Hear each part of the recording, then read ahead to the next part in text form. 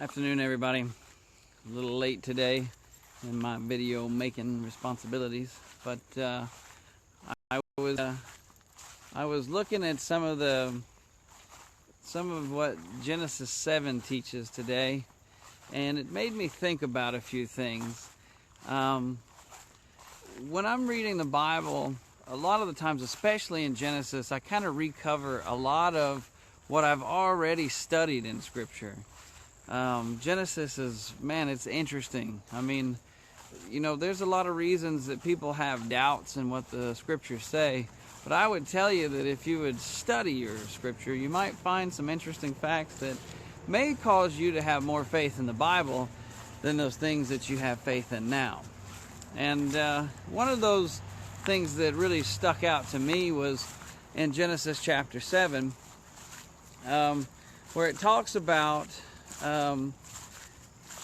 the way that Noah, the way the earth was flooded when Noah got on the boat.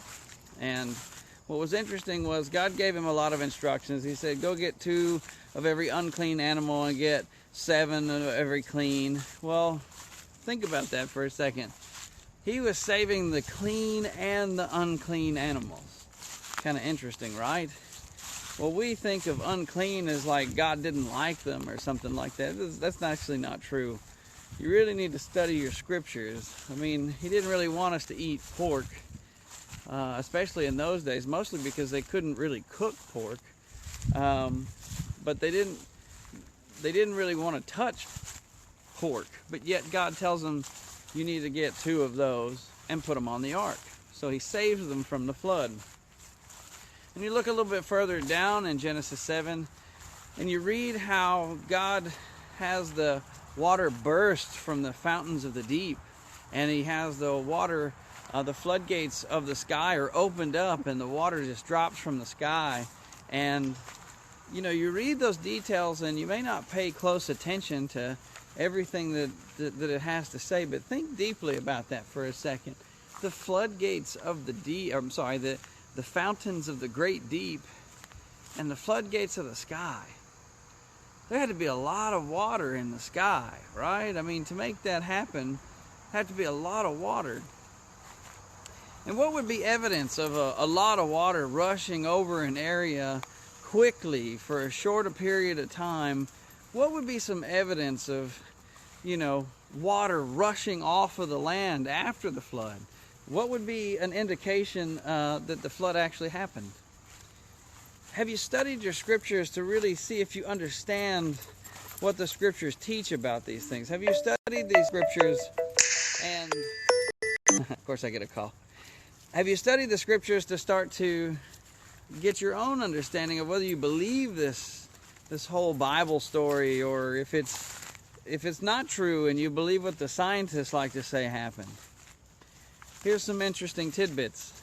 If there was a great flood and all the water that was over the earth and in the earth flooded the earth, and then later the water rushed off the land, you'd have huge crevices in the land, huge places that have been displaced, and you'd probably have lower points where rivers would then run after all of that land was cut out.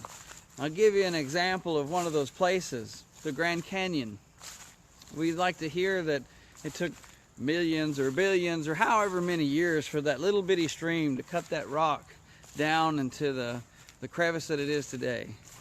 But what if that's not true? What if there are other things that created that? What if the flood from Noah created the Grand Canyon? Sounds crazy, right? And think of this. How much water was up in the floodgates? I mean, how much water was up in the sky? And how did that water stay suspended there? And why is it that not there now? Think about that for a second. How can you explain that? Either the Bible's telling the truth and science is not, or there's a way to reconcile science with the Bible, or the Bible's telling the truth and science doesn't know what it's talking about. You put all these different things together, and you need to determine what it is you believe. But don't just determine it by reading only the Bible in the English language. Study what the Bible actually says about creation and the water that was in the sky and the water that was under the surface of the earth. Do you understand what Genesis talks about when it says he separated the waters from the waters? Have you studied that? Do you even know what I'm talking about? Do you know what scriptures are talking about when the Bible actually says that God created the land and he put plants and trees on it the day before he creates the sun? So how did the plants grow and how did the trees stay alive if there was no sunlight, right? These are all kind of interesting things that maybe you should study. The question is really, do you study what you believe, or do you just read what you believe? Or even worse, do you just hear what you believe? I'm going to leave that to you to answer. But as you go through your day and as you walk through your life in this faith, my question to you is, have you studied what you believe? Do you know what you believe? Is it strong? Is your faith built on a strong knowledge of what you believe?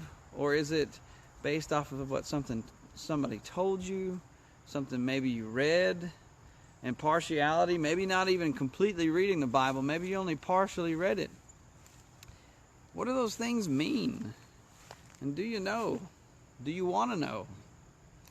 That's what God gave me today, guys. God bless y'all. Thank you.